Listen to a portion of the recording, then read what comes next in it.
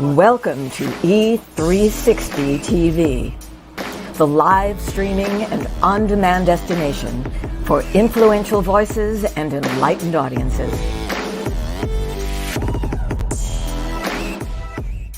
We offer trending, grassroots, and purpose-driven content across a diverse range of interests. E360 TV is more than just watching programs. We offer the ability to interact with live shows connecting audiences to real, authentic influencers and storytellers while streaming to millions of devices.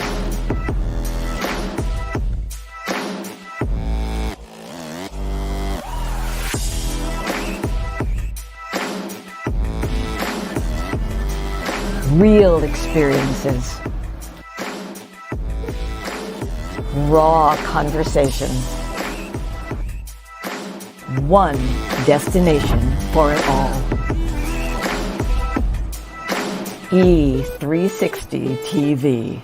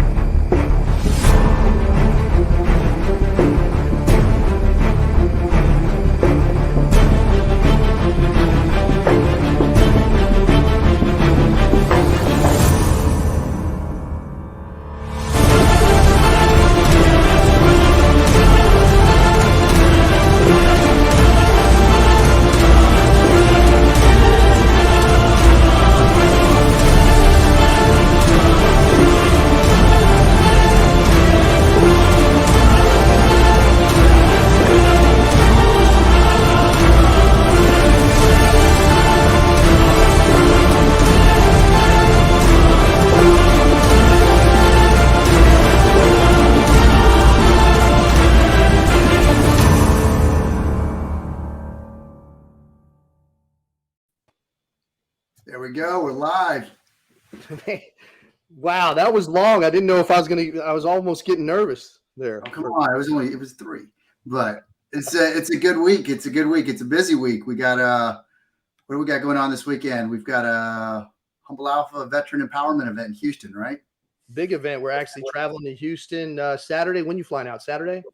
Flying out Saturday, and we're coming back on Monday. So it's a quick turn and burn out to Houston, doing speed coaching, part of our digital marketing with the JTF 214, and it's awesome. And then after that, we've got San Antonio for Triple Nickel. So yeah, that's going to be a great celebration. I can't wait for that. You know, I was just talking about those guys there down in San Antonio just a little bit ago with the news here. It's awesome. But hey, I'm excited. I don't want to waste any more time. I'm ready to get into this. I do have to give a shout out to our sponsor, A-Rod at Salute to Suit, and what he's doing by helping provide affordable suits to transitioning veterans that are getting out. So they have nice suits like this that we're wearing so that they can go from the battlefield to business and complete that transition and transformation into the civilian sector. So I'm excited. I got a great suit I'm bringing in on this Saturday. He just sent it to me. I don't want to show you the pictures of it, but I got a nice suit. All right. Let's talk about our guest today. First off, we've got to give a huge shout out to my Ranger buddy, my former first sergeant, and the best sergeant major in the world, Sergeant Major Mike T. Hall, Three Rangers Foundations, for making this introduction to our guest today. James, who's our guest? The Honorable General Stanley McChrystal. I get nervous just even saying the name. It's like the power of the command presence that hits you in the face just by saying the name. It's amazing. Yeah, he is a legend. It's our second Ranger Hall of Famer, and I think he was inducted the same time as Sergeant Major Hall. I think it was the same year. But I'm excited. I want to unpack his military service and his new book that I've already got tabbed because I'm a nerd, and that's what I do. I read books and I tab things. So let's get him on the show. Are you ready? Let's go. Let's do it. Let's go.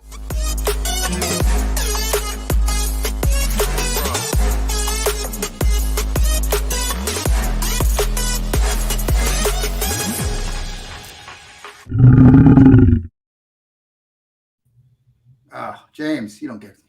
Let's move you out of the way. Sorry about that, sir. We had James in there. All right, sir. I'm doing push-ups right now.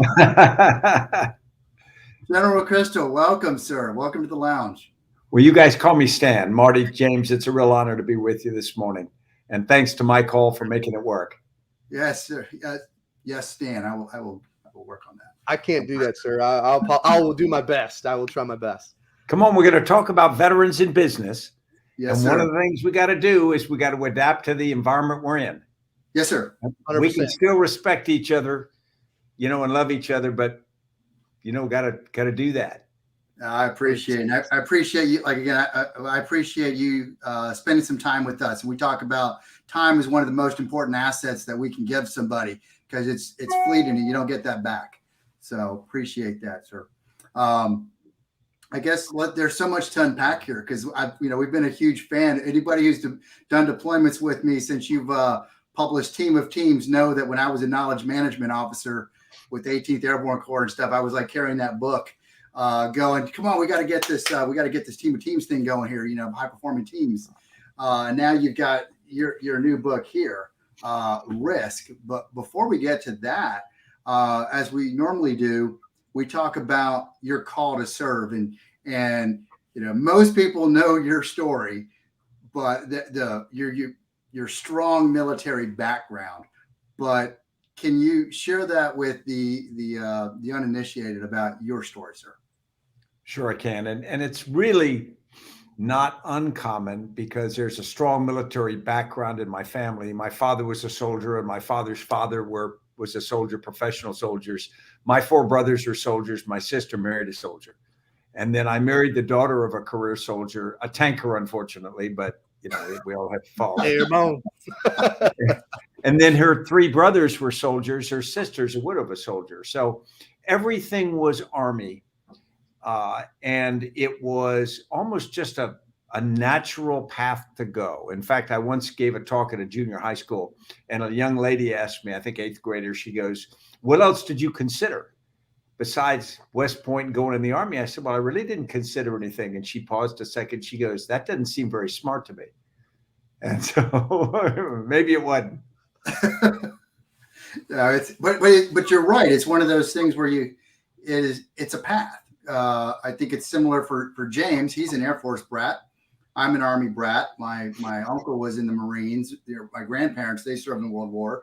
So it's one of those things, my wife, she's in the military. She just changed battalion command a few months ago. So it's one of those things. So it's pretty neat to hear that. So one of the things that we talk about a lot on the show is the transition and transformation to civilian life. And we say transition is easy. The military prepares you for that. The transformation is where a lot of times where we struggle or we have some hiccups with. Did you have any of that, sir? Getting out as a 4-star and going into, as entrepreneur and everything you're doing? Yeah, I did. Like I think any other veteran. I think the first thing to understand is from the day we enter the military tries to make some changes in us. It takes away our normal name and puts it last name on our uniform, gives us a rank, changes our clothes, changes our hairstyle. We start to talk differently, act differently, because that's what the organization wants and needs. And then depending upon how long you spend there, you get very focused on the culture, the teamwork, the discipline and those things. And they're all very good. But then you step out, and we have self-identified, most of us, as soldiers, sailors, airmen, Marines, whatever, for many, many years. And so when you go into the civilian world, it's hard not to look in the mirror and see, at least to a great degree, the person that you became, and you're proud to be. And so I would argue that that's good. The challenge is, just like we tell people, don't try to fight the last war, fight the war you're in. You have to deal in the environment you're in. If we come out and we try to act like military people all the time, and we use clipped military phrases, and we expect everybody to respond like another military person would, it's unfair to them. And what it does is it pigeonholes us, it limits us. And so my argument is, you have to take those things that really made you stronger, the self-discipline, the good habits, the idea that you could solve any problem that you were given. You got to take those and you got to adapt it to whatever environment that any veteran chooses to work in. Oh, I love that. That's one of the things that we talk about a lot is, so we in our course we have you lead the way. Sounds familiar, doesn't it, sir? So you lead the way, and it's a framework of get a laser focused mindset, employ your military superpowers into business success, achieve speed through deliberate, decisive action, dominate your market. And you said, I think you're spot on with what you're talking about is how do you do that? And the adaptability, that's part of one of the things you talk about in your book as well, right? That's one of your 10 dimensions. Mm-hmm. So there's that part as you go through that. So is there, as you we'll get into the book now, but as you do that transition, there's risk involved. How much of that transformation do you take from the book as well? Yeah.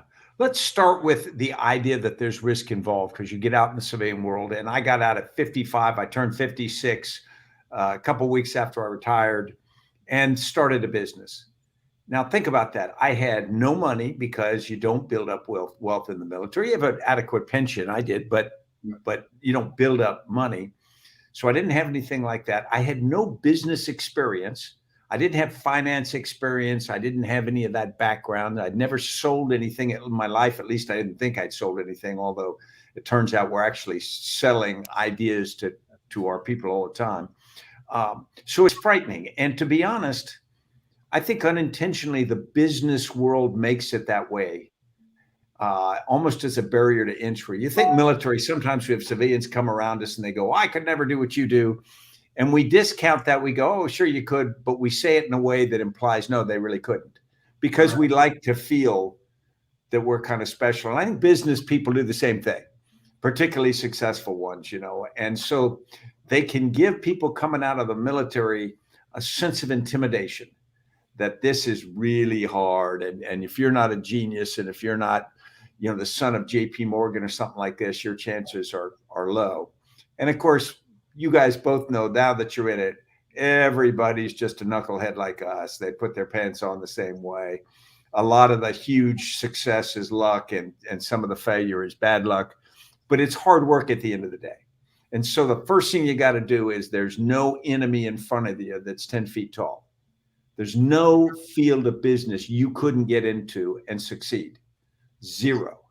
Right. And so you start there, and then you say, okay, well, what are the risks involved?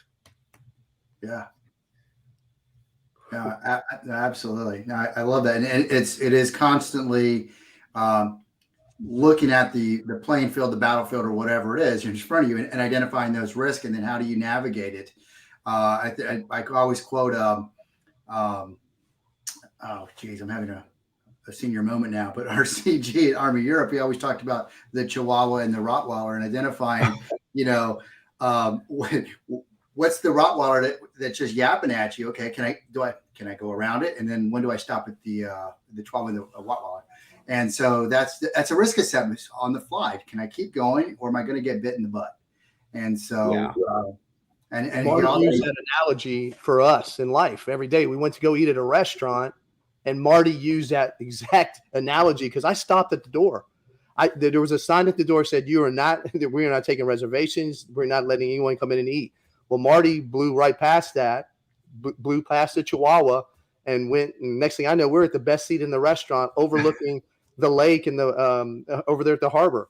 It was amazing. But I apologize. I'm being very quiet. I'm here with my green book, sir, and I am taking notes as you're speaking. Just that's one thing that was ingrained in me as a young lieutenant. So I'm sitting here taking notes like crazy.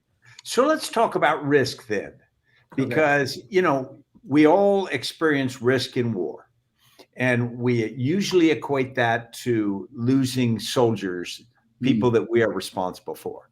And that's, of course, really something that consumes leaders. But if you think on other levels, there were other risks as well. There was the risk that we would fail our nation in the mission.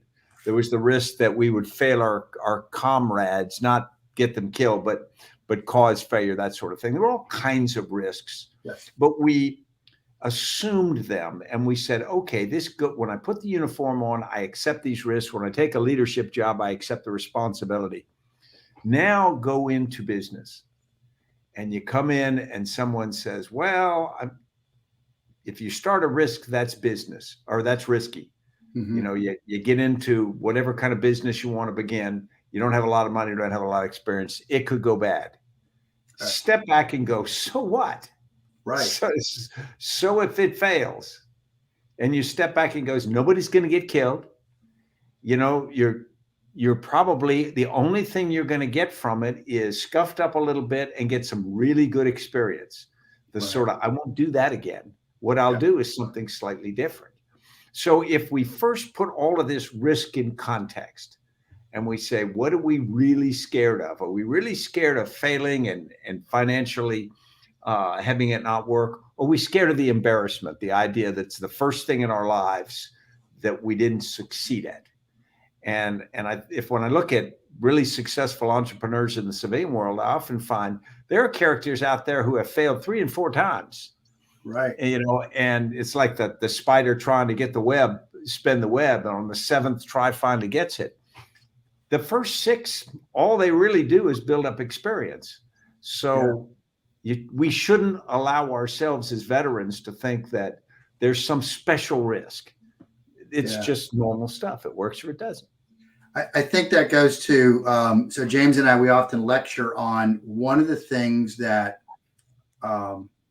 needs to happen for transitioning service members to the business sector is the brain housing group reprogramming of risk. And it is the discussion of rejection and failure, because we come from this, you can't fail. It's a no-fail mission.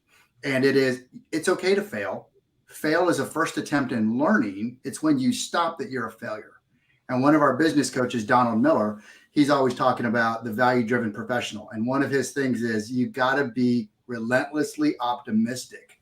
And you got to keep, with the growth mindset, you keep trying. And I think when you evaluate risk, oh, that didn't work. How do I do it again? And you just keep trying to attack it. And it's, again, the Chihuahua and the Rottweiler. You just keep moving, get around that 3-foot wall. So I really agree with that, sir.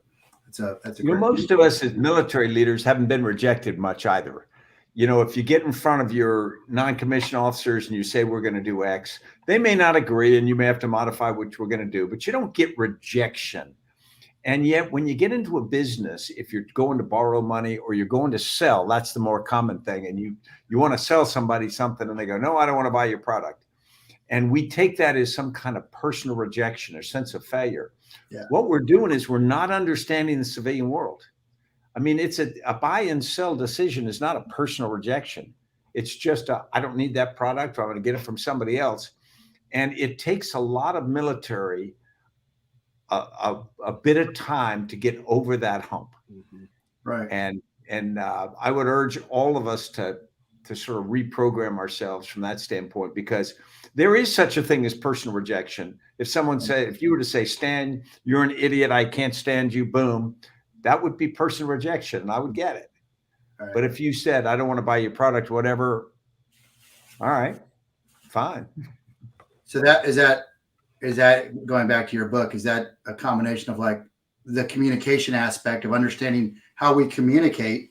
It's just different. It's especially coming from the military, the vernacular, the manner in which we communicate, and then being adaptable. Again, it's To go back to what we got in the book, you know, and because we all have, and veterans have a similar background, we all dealt with risk a lot. In fact, remember we used to do those risk assessments, and then we would, for a training exercise or a combat operation, and you do this numerical grading of whether it was going to be dark, how tired the troops were, you know, complexity of the mission, and you got this number, and this number says how risky this is, and then you could mitigate that with some actions. At the end of the day, the number didn't mean that much. What the number did is it sensitized you to the idea, yeah, this is maybe more risky than typical. But for the great degree, the military is a risk-averse entity as an organization. We all have to understand that. Former military have got to understand that the military doesn't want to assume risk because we don't want to fail the nation first. We can't allow the defense of the nation to fall down. And second, because we don't want to lose our most precious resource, which is with our people. And so we've got these two things that always cause us to want to drive risk to zero, you know, to have overwhelming force, have body armor, you know, all the different things. But you can't do that in every case. If you can do it, great.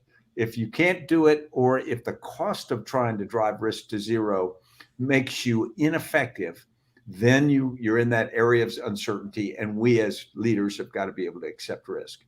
The thing that we found in studying in the book, and the reason I wrote the book was I'd spent all this lifetime talking about risk, and I just come to the conclusion we never really did it as well as we thought we did, me included.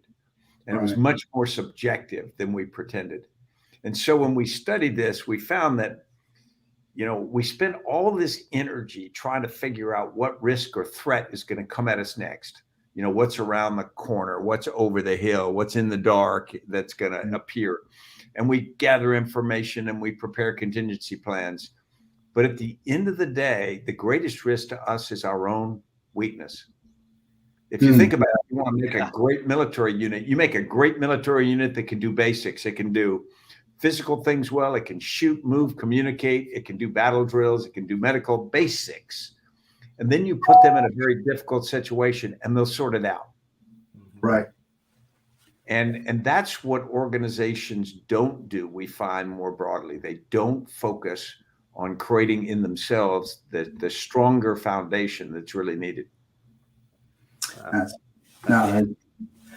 I think as an officer, one of the paradigm shift I had when understanding risk and looking at risk was really in 2012, because like you said, we had the risk management framework and the worksheets. In 2012, we had the new concept of mission command. You know, Auftragtaktik was coming in, and now risk was coming to us because it's like, okay, I'm going to give task, purpose, and desired end state, and then give it to somebody. But as a leader, how much risk am I willing to do by decentralizing my command? You know, and that was something where we were struggling with. This was at the Command and General Staff College where I was. And so I was able to have these whiteboard discussions and stuff. And luckily I wasn't having to have it while deployed at the time, and, you know, prior to my deployment. But that was something where it was time where we had time to cogitate and think about that. But did you see that as a time for us as a military, or at least an Army, to pivot and go, what is risk changing as we implemented something like mission command? Yeah, it's funny you say as mission command was coming in. It was coming in when I was a second lieutenant as well. It just took a while. It kind of up and down. And we talked about Auftragtaktik, and we even brought some of the old German general officers from World War II, because there were still some around in the late 70s and early 80s, and we listened to them as though they were the Oracle at Delphi and whatnot, forgetting the fact that they lost. You know, but you hit a really key point there, because if you think about it, there are multiple kinds of risks. There's one, the risk of the operation, but if you decentralize command decisions to people below you, you still retain responsibility for risks that you are now not directly controlling. Right. And this is something that I saw through my entire career. And it was funny because we talked about mission command or commander's intent my entire career. And we talked about how we were going to push it down. But then we did some things that worked in opposition to that. The first was airland battle. And in 1980, we came out with a new doctrine, airland battle. And the idea was going to take highly technically enabled organizations and orchestrate this very synchronized form of warfare. And we were going to defeat essentially the Soviet Union with that. And then it turned out that that's largely what we used in the first Gulf War. The challenge with that doctrine, in my opinion, was it briefed well, but we just weren't good enough to do it. If you really thought that you were going to orchestrate all these things and exact timing and everything like that, it just was beyond our capability technically and in terms of training. Then we got more and more technology. And as I became a more senior officer, and suddenly we have the ability to use predators, full motion video all the time, Blue Force Tracker, all of these tools that allowed us to have situational awareness we never had before, and to communicate essentially to every soldier every moment. Right. The challenge there is, if you can, why wouldn't you? You know, if you've got the ability to know everything and move everything, why don't you just do it? Because you are the ultimate chess master, as you remember my earlier book. And so that, while it doesn't take the risk away, in your own mind, it takes the risk away of somebody else screwing it up. Yes, sir. Because if it's going to get screwed up, I'm going to screw it up. Right. And I'm smarter than everybody else in the unit, so that lowers that's the theory that we mostly go by. But it's really much higher risk, because by pushing things down to across an organization, what you're essentially doing is you are engaging the brains of everybody. So you're now taking one brain and you're making it potentially thousands of brains, all looking at the problem, all engaged, all seeing different things, and all able to put that against it to act effectively. The challenge, of course, is keeping everybody informed and building this idea of shared consciousness so everybody focuses together. And the shared consciousness, that's something that we struggle with, because there's too much information. Because you know, I was the guy on the ground in the village, you know, literally going through the market, and it was like, okay, just stop. I got it. You can see it. Just let me fight this for a minute, please. Because, you know, we roll up in the Striker, and there's that challenge of, I have a Striker vehicle. I've got all these radios and I can see everything. And now I get off and I've got my OSRBT and everything's there, but everyone wants to feed you information. It's just too much. And so, you know, but then you give it, because everyone's got, I'm trying to get the shared consciousness, and we're all trying to focus on the problem, and we're trying to help them out. It's just like, no, I need to go back to just one problem.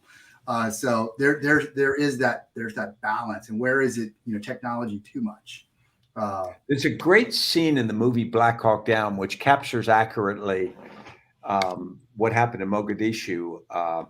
There was a lag in the communication, and so they're trying to direct this convoy to a crash site. Yeah. And the convoy, because it's getting shot at, is trying to go faster, and so they're missing turns. Yes. And as you say, everybody's trying to help, but at a certain point, that information becomes counterproductive because it's not timely or it's not accurate, whatever the shortcoming is. Yeah, no, that's exactly right, sir. And that's what it was. It's funny you say that. We just had Matt Everman on last week. Yeah. And so we were talking about Matt. We were talking about the book. We were like, you know, what would he say about the book? Actually, he talks about it in the book. You talk about Storm and Mogadishu in the book. And so it was interesting. And I think we were going to talk about, we were going to ask you about First Ranger Battalion with the Causeway in Salt Lake City, and you know, assuming risk, you know, where we had, are you familiar with that, sir? 1992, October 92. Yeah, I was at Dugway when that happened. Okay. Yeah. I was on the jump. We went over to Hill. Yeah. We went over to Hill Air Force Base. So I was on that when all that occurred. So from a risk perspective, you know, hindsight 2020, is there, you know, how do we mitigate things like that? You know, is there ways when we go back going, man, the bump plan was messed up. We had too many key leaders on there. I mean, because it was a bad bump? I mean, there were so many variables in these things. Yeah, let's rewind that just a little bit, because I was the lead planner on that operation. And then for the actual execution, I was in the tower at the airfield where y'all were going to jump. Okay, sir. And so we were going to orchestrate, run the exercise from there. Several things happened, and they're very much pertain to risk. First, you'll remember we were at Sabre Hall at Fort Stewart, and we went through a planning process that I think went like 8 or 9 days.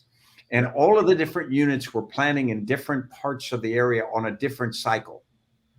You know, some were planning at night, day, and then they were trying to coordinate. Every time the Rangers or a different ground force would change their load plans, it would change the helicopters, or if we changed something. Right. And so you have this unsynchronized, although we were attempting to synchronize it, unsynchronized thing that constantly put challenges into the plan.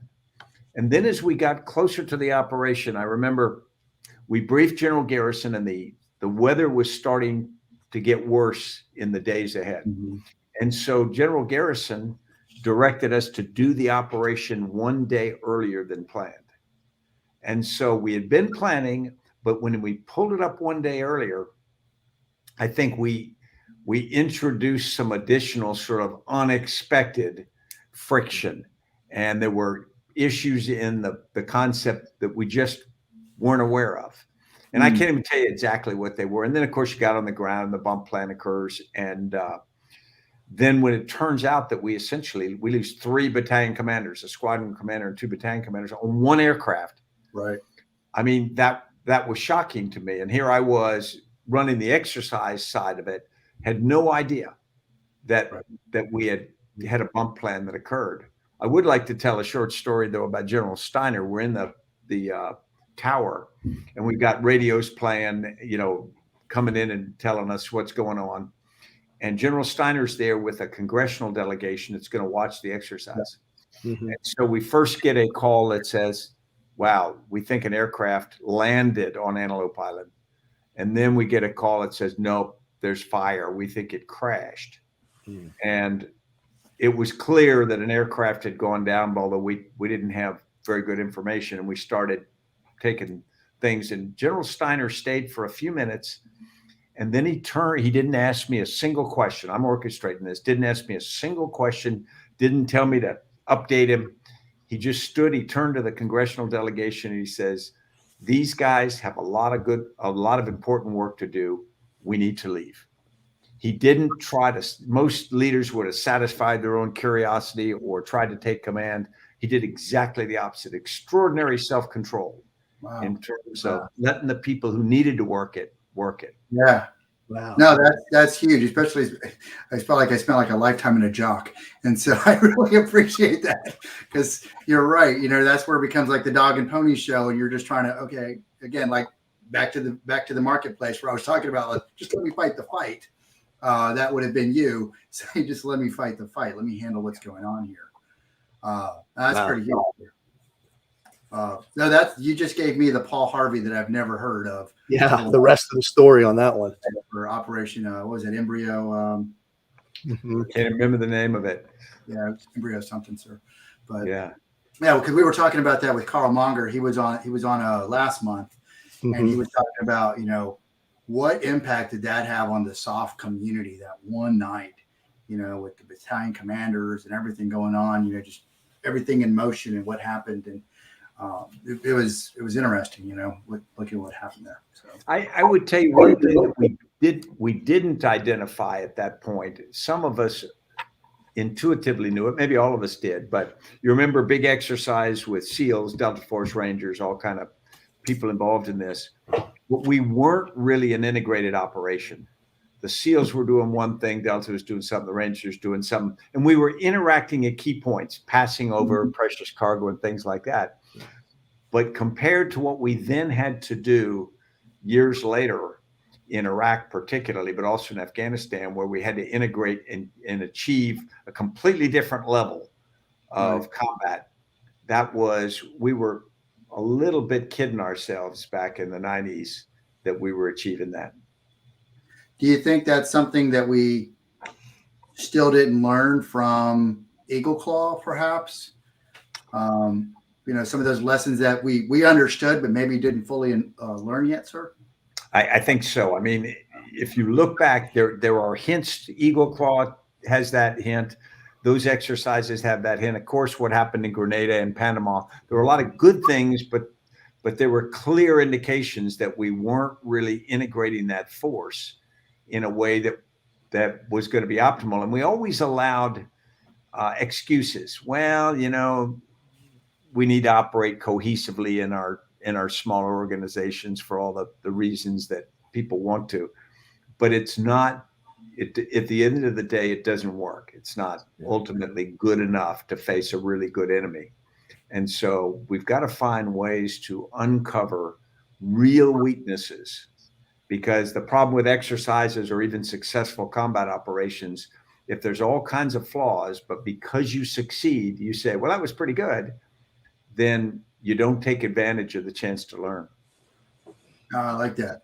Yeah, I think you're right. And then, finding that catalyst to actually continue on. And I think, having been a product of the 90s, is we didn't learn, but 9/11 occurred and it forced us to learn, because even when we got to 9/11, when we were there, we were still going in with our old plans, our old kit a lot of times. And then, I was there with the Jessica Lynch planning and all this. And it was like, from there, just to fast forward a few months, things really changed.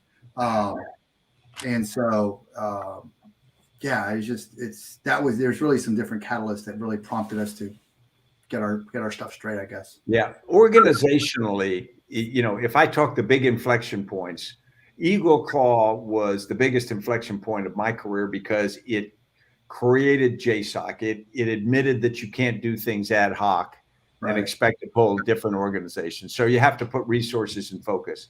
But it was only part of the way. Right. We created that entity. We really didn't create the integrated. And as you say, Marty, I would tell you, from my visibility, from about 2003 to 2007 or 8, the pace of change just went through the roof, because it was a requirement. Right. Yeah, absolutely. I see that. And that's where the technology really came into play. And that's where the gloves came off, the dollars started flowing. We really got what we needed. In some cases, what we didn't need, it was just too much. But there was, the intent was there for the people that were purchasing, not necessarily. It wasn't necessarily needed. But I also think you talk about structure of organizations, and that was a lot of what we saw. Like even formations in the, I think you talk about it in a Team of Teams. The U shapes and breaking out, getting people out of the offices and onto the JOC floor, and talking to one another. And that we saw that at Army Africa, and that was one of my favorite things with General Hogue, is he would come in, and we didn't do PowerPoint slides for the most part. We would just have whiteboard discussion. I was in FUOPs and FU plans, so we would do, what do we got? We would literally brief him and the AFRICOM commander on whiteboard discussions. And the best way to get CG guidance is just right there, raw, rather than doing a slide, spending hours on that and then going back. And so it's from technology. Sometimes there's too much. Sometimes it's okay to go back to whiteboards and sticky notes, where the commander can actually grab the grease pencil and write up on there for you. It's fun you say that, because yesterday I had a discussion with some people about op orders. And when we had the ability to word process, we suddenly, just a second, I'm sorry. Yeah.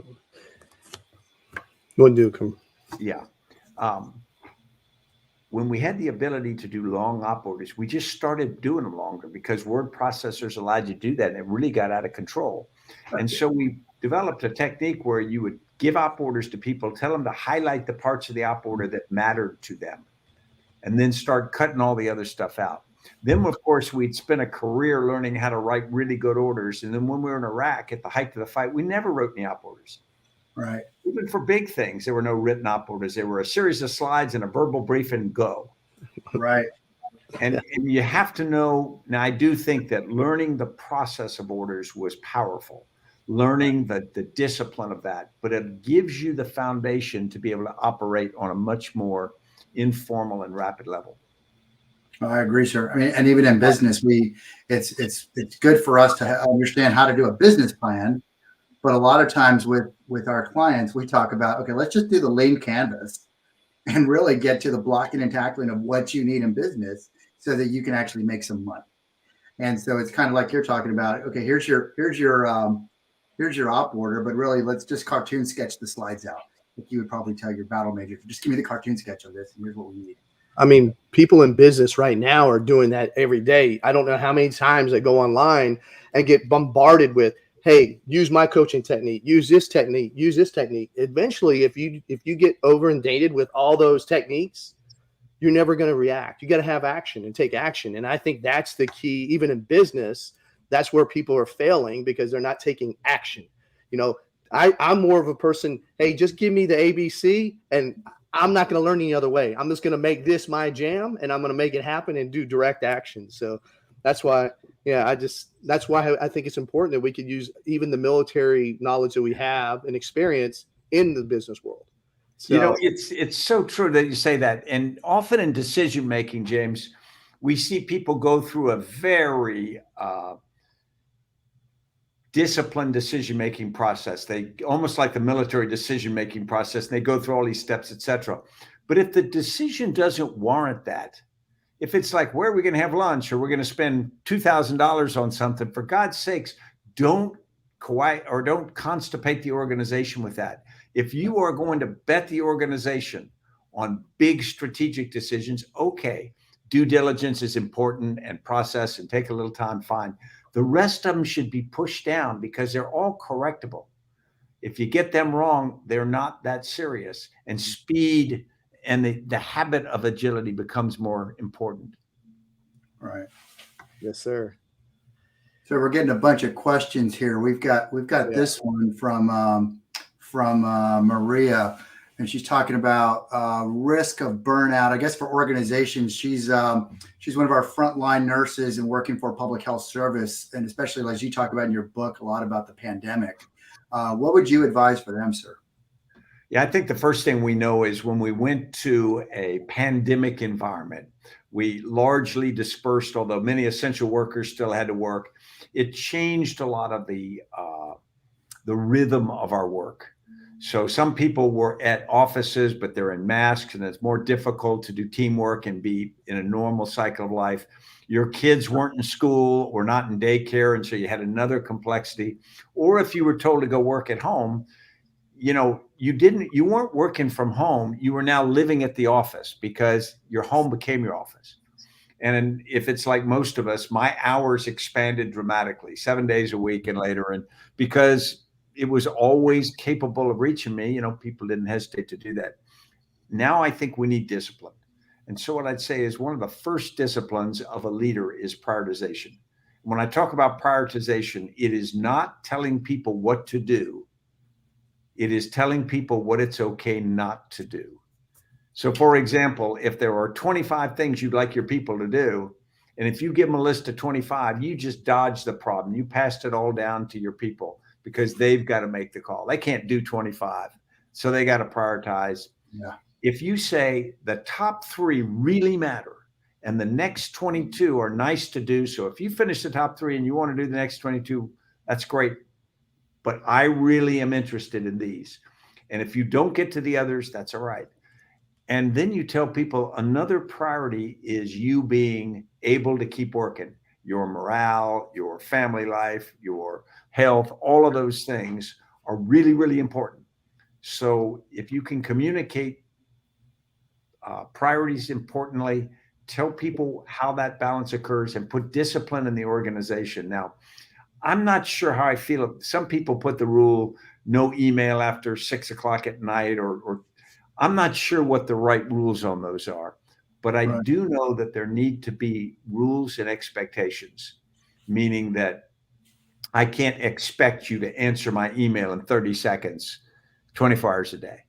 Right. You know, if I want to send an email at midnight, I don't really have a problem with that as long as I don't expect you to read or answer it until a time when you ought to be working. James, did you tell him to say that to me? I did. Thank you, sir. I appreciate it. But however, with that being said, if you want to email or text Marty and I'll answer your response in 30 seconds. No, that's huge, sir. That brings back a lesson that I learned at Army Europe. We had the 10-liners, and every Monday we would come in, hey, here's what the top 3 from the G3. And then I was in 3-7. So we would come in, okay, here's a list. What do you want me to take off, sir? Nope, let's re-rack and stack. So you would have your priorities of work. So what we would have.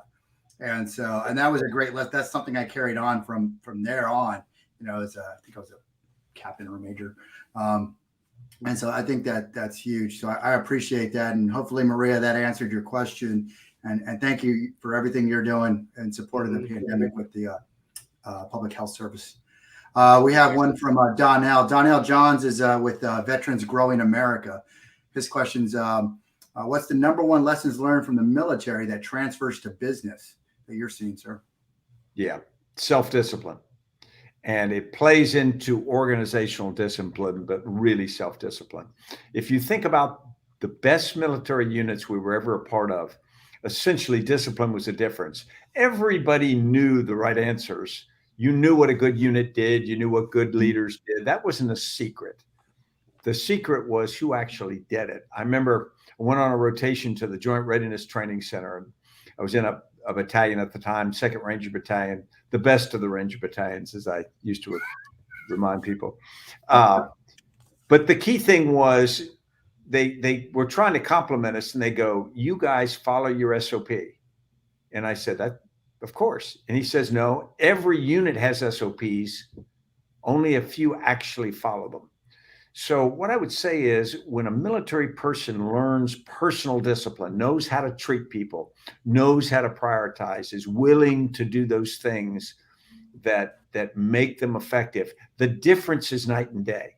And people will treat it like this leadership secret that comes out of nowhere.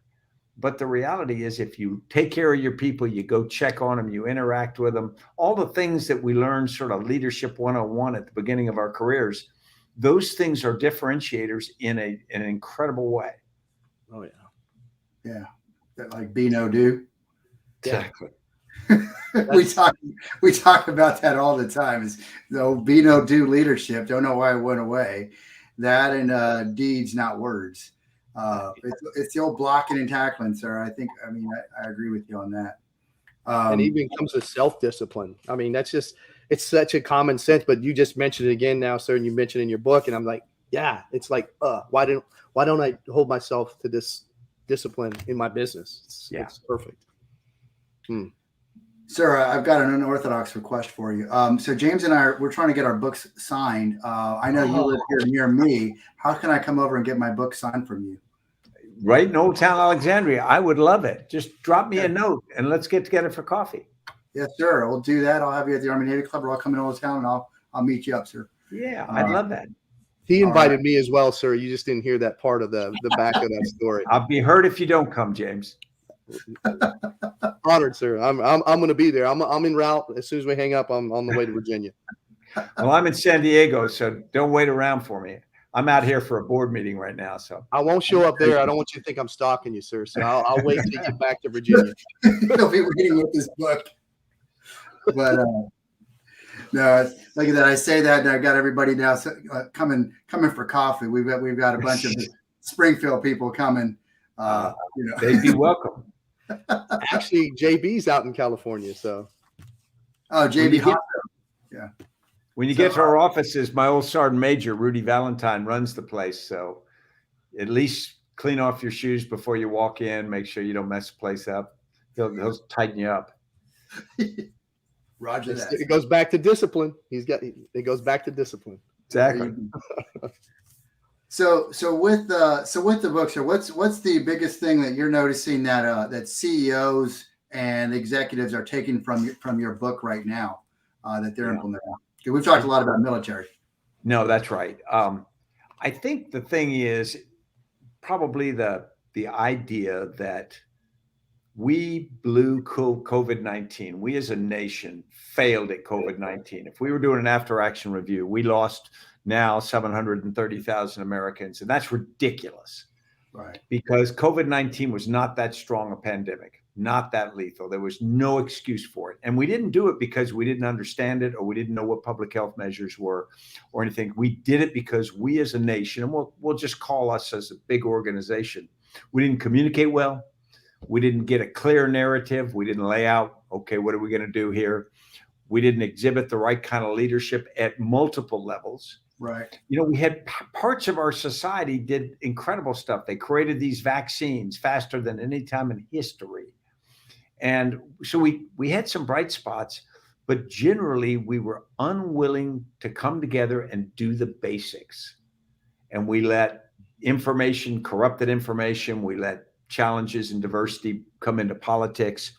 Yeah. And the terrifying thing about that is COVID-19 is just a challenge. It could be any challenge. And so people ask me, am I worried about the Chinese? Am I worried about X or Y or Z? I said, I'm worried about us. If we don't functionally operate effectively, it doesn't matter who or what your opponent is. And so what I tell leaders when you say organizations, they just don't function well. They don't do those basics well. They don't pay attention to what in the book we call the risk immune system, which is really the health of an organization. It's not any more complex than that.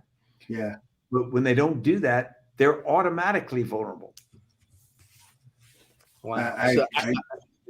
Yeah. Go ahead. So I got to ask you a question, sir, before we get to the end here. I see we're getting close to the top of the hour. So any political aspirations in the future? Nothing. I have aspirations for the politics of our nation. And I want the politics of our nation to reflect our nation, to reflect what we want to be. You know, I think we've allowed ourselves to become so partisan on both sides. We've allowed ourselves to think that the two-party system is a winner take all.